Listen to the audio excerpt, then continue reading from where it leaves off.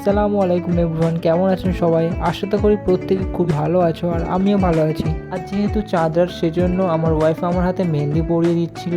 এটা কেমন ধরনের ডিজাইন সেটা তো বুঝতে পারিনি, শুধু হাতে স্টার স্টার করে দিচ্ছিল আর একটা আঙুলের মধ্যে দুজনের নাম দিয়ে দেয়। আমার মেহেন্দি করা শেষ হয়ে গেলে সে নিজের হাতে মেহেন্দি পড়তে থাকে।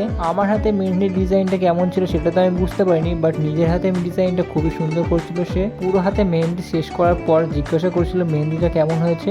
এরপর আমরা দুজন ঘুমিয়ে পড়ি। আমি এদিকে সকালে ঘুম থেকে উঠে ব্রাশ করতে থাকি আর সে দেখি ঘর সব গুছিয়ে আমার পাঞ্জাবিগুলো রেডি করে রেখে দিয়েছিল। এরপর আমি গোসল করতে যাই এবং গোসল করা হয়ে গেলে ঘরে এসে দেখি আমার পাঞ্জাবিটা সুন্দরভাবে রাখা ছিল ওইখানে। যেহেতু এটা ঈদ উল ফিতরের নামাজ সেজন্য একটু পরিপাটি হয়ে সুন্দরভাবে সেজে গুজে যেতে হয়, সেই জন্য খুশি আমাকে সুন্দরভাবে শোরমা পরিয়ে দেয়। শোরমা পরানো কমপ্লিট হয়ে গেলে এইদিকে আমি পাঞ্জাবি পরে রেডি হতে থাকি। পাঞ্জাবি পরে কেমন লাগছিল আমাকে অবশ্যই কমেন্ট করে জানাবেন আর সবাইকে জানাই ঈদ উল ফিতরের আন্তরিক শুভেচ্ছা এবং অভিনন্দন। এদিকে সমস্ত কিছু কমপ্লিট হয়ে যাওয়ার পর আমি ওয়াচটা পরে নিই এবং ওয়াচ পরে নেওয়ার পরই চলে যাই আমি নামাজের উদ্দেশ্যে। এদিকে আমার ওয়াচ পড়া কমপ্লিট হয়ে গেলে আমি আরমান এবং মেহতা তিনজন মিলে ঈদের নামাজ পড়ার উদ্দেশ্যে রওনা দিই ঈদগার উদ্দেশ্যে এবং সকলে আমাদের মতো ঈদগায় চলে যায় ঈদের নামাজ পড়ার জন্য।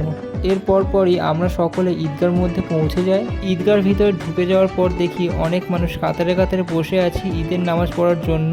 আমিও তার ব্যতিক্রম না হয়ে একটা লাইনে বসে পড়ি ঈদের নামাজ পড়ার জন্য। এদিকে প্রায় ঈদের নামাজ শেষের দিকে। এরপর আমরা সকল মিলে একসাথে চলে যাই আমাদের কবরস্থানের দিকে, কারণ এই পবিত্র দিনে তাদের মাগফিরাতের জন্য আল্লাহর কাছে আমরা দোয়া করি। ঈদের নামাজ কবরস্থান জিয়ারত করার পরই আমি বাড়িতে এসে বসেছিলাম। এমন সময় দেখি খুশি এসে আমাকে সালাম করে এবং এর পরই সে আমার কাছে তার সালামি চেয়ে নেয়। ফার্স্টে তো আমি তাকে একটা একটা করে নোট দিচ্ছিলাম, কারণ আমি অল্প টাকা দেবো ভেবেছিলাম, সেই জন্য একটা একটা করে নোট দিচ্ছিলাম, কিন্তু দেখি সে আমার কাছ থেকে সব টাকা নিয়ে নেয়। এরপর পকেট খালি হয়ে গেলে আর কোনো উপায় না পেয়ে আমি আরও দুজন মিলে ভিডিও করছিলাম। 2000 years later. সকালে যেহেতু ভীষণ গরম ছিল সেই জন্য সকালবেলা ঘুরতে না বেরিয়ে একেবারে আমরা দুজন ঘুরতে বার হয়েছিলাম রাতের বেলা। রাতের এই প্রাকৃতিক দৃশ্য দেখতে দেখতে আমরা কিন্তু লং ড্রাইভে চলে যাই। সুন্দর এই রাস্তা আর পেছনে প্রিয়জনকে নিয়ে বাইক নিয়ে ঘুরতে বেশ ভালো লাগছিল। এমনভাবে বেশ কিছু দূর ঘুরতে ঘুরতে আমরা কিন্তু অনেকটা দূর পৌঁছে যাই। অনেকটাই রাত হয়ে গেছিলো, সেই জন্য আমরা দুজন ঠিক করেছি এবার বাড়ি ফিরবো। বাড়ি ফেরার সময় দেখি আমাদের পাশের গ্রামে মেলা হচ্ছিল, সেই জন্য আমরা একটু মেলাতে ঘুরতে থাকি। প্রতি বছর ঈদ উল ফিতরের সময় এই মেলাটি হয় এক সপ্তাহ ধরে। এই মেলাটা বেশ বড় এবং অনেক সুন্দর হয়। পর গাড়িটাকে একটা জায়গায় রেখে দুজন মিলে মেলার ভিতর ঢুকে পড়ি।